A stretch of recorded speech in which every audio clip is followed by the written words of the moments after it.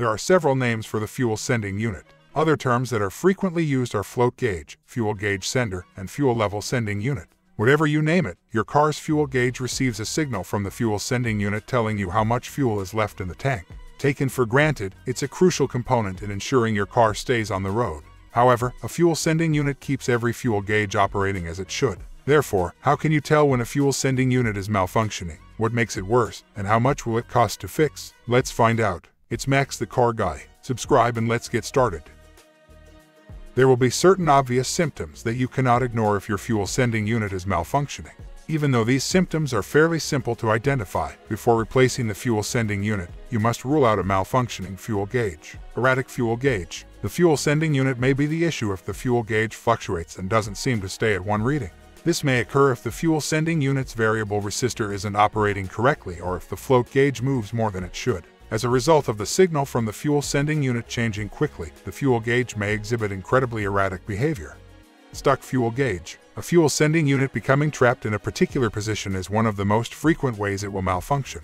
When this occurs, whether the fuel tank is full or empty, the fuel gauge won't show any changes. A fuel sending unit can become stuck in any position, though it usually does so in the fully empty position. Incorrect fuel gauge readings. The fuel gauge should indicate the exact amount of fuel you have, regardless of whether you have just filled up or are running on empty. The fuel sending unit may be the issue if the readings don't match what is actually in the tank. It's a good idea to test the fuel sending unit before replacing it, though, as the issue might also be with the fuel gauge itself. Why does it fail?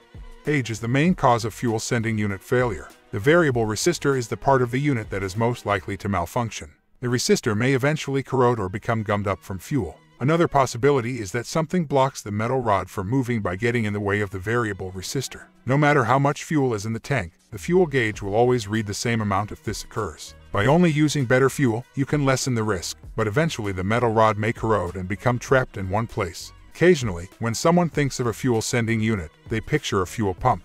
This is due to the fact that the fuel sending unit's name is a little misleading when it comes to the term sending. This device is not a pump, it's more like a float with a sensor that signals the computer how much fuel is left in the tank.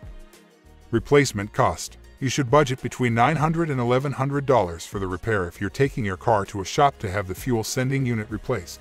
On the other hand, you can save a significant amount of money if you're willing and able to complete the work yourself. This is due to the fact that a brand new fuel sending unit typically costs between $150 and $200. Labor accounts for the entirety of the other expenses. Usually, labor for this task costs between $800 and $900. Although the task at hand requires a lot of labor, the most important aspect for do-it-yourself mechanics is the requirement for a support system to stabilize the fuel tank during removal and replacement. It is also necessary to remove every fuel line.